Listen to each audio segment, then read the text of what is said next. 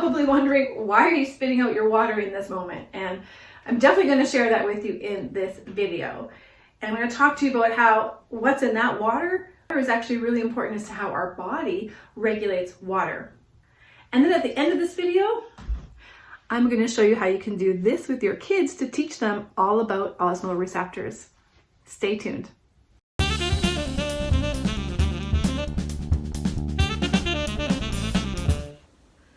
Welcome back. My name is Tammy and this is Nurse Minder, and on this channel we do everything nursing.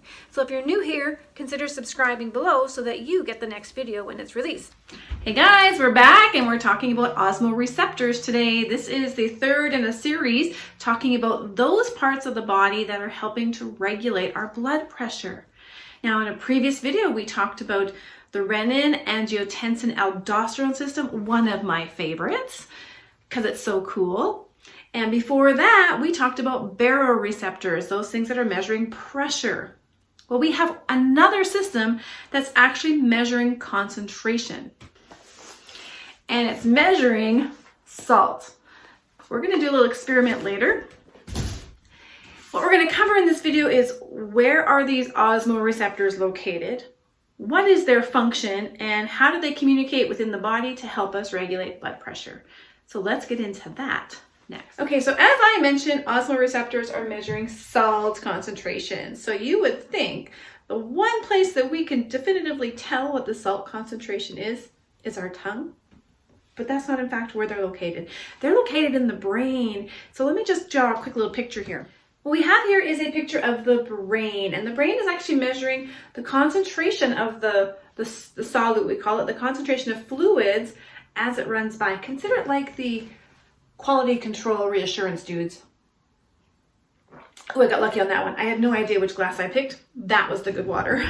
Thank goodness. That would have been a really funny bit. And we're going to get into that in a little bit. But let's come back here quickly first. So as the water or the serum, that's the fluid in your blood vessels, travels past the hypothalamus. So there's my blood vessel, and inside we have all these particles called solutes. When it travels past the hypothalamus, there are these things called osmoreceptors. As I mentioned, they are the quality control experts of the fluid in your blood vessels. And if it's too salty, the osmoreceptors will shrink, and that will send a signal to the brain, to the hypothalamus, and the hypothalamus will then set two things into action.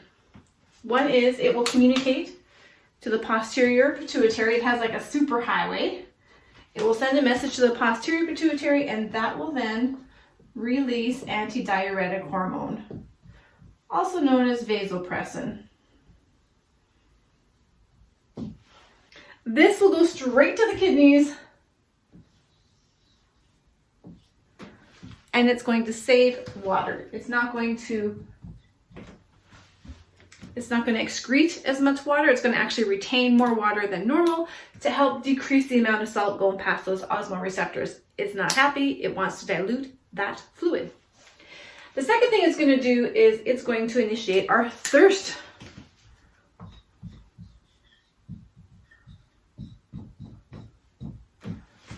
Our thirst response. That's like our emergency 911. Get more water. Stat! Because that osmoreceptor is like danger, danger, danger. And when the osmoreceptor is recognizing that it's too salty, it knows that the cells in the brain, the neurons, are also shrinking, and then they can't function effectively. And so that is really why thirst is one of our danger 911 receptors in the body. When you're thirsty, that is your 911 system alarming. Hello, this is 911. What is your emergency? I need water. Stat! It's too salty in here. All right, stay where you are. We have dispatched ADH, and we will initiate the thirsty reflex. Now let's demo that with my glasses of water, and I'm going to show you how you can do this experiment with your kids at home to teach them how osmoreceptors are working in the body. This should be fun. Today we're talking about osmoreceptors. Maybe you've heard of them, maybe you haven't. It doesn't matter if you know about them. What matters is you're going to know about them at the end of this video. And I encourage you to do this experiment at home as well and bring the kids in on it. Teach them a little bit about their body and how amazing it is.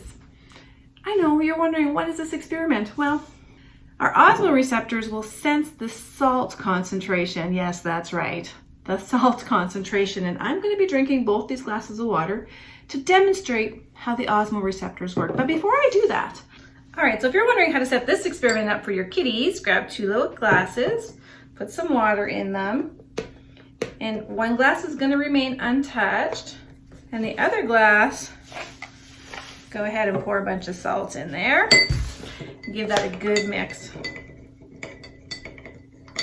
So you can see how concentrated this fluid is.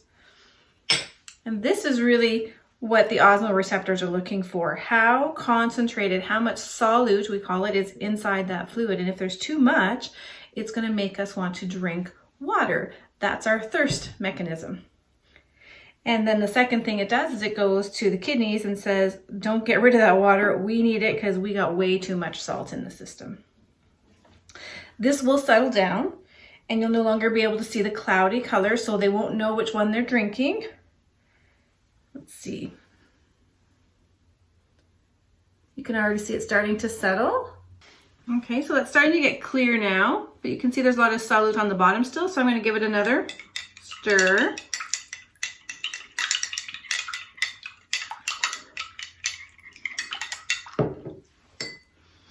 Mix that all up. Now eventually what that's going to look like is this one here. And sitting side by side, it's pretty hard to tell that there's really much difference. Just a wee bit left.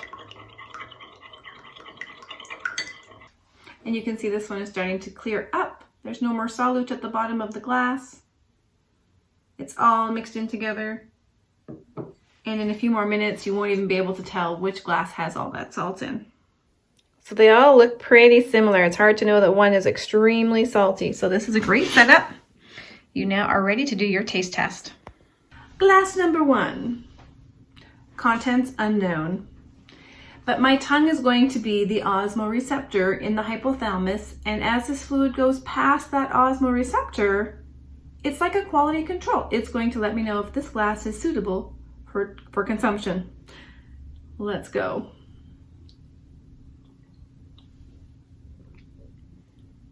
All right, I'm happy with that one. The osmoreceptors are not in any distress.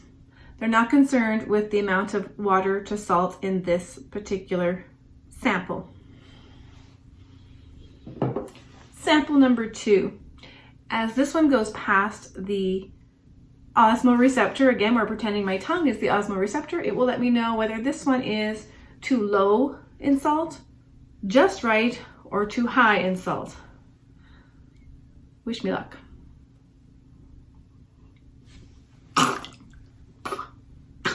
Oh my gosh, that's so salty. My osmoreceptors, like red flag, danger. I need to drink this good stuff to balance that out. Whew. That is how your osmoreceptors work in the brain. Okay, so we've just finished exploring what the osmoreceptors do, where they're located, and how they communicate. So let's just do a real quick recap here. When we have high concentration of sodium at the hypothalamus, where our osmoreceptors are located, they will initiate 2 things. The thirst response, as you saw in that demo, and ADH is going to be released from the posterior pituitary.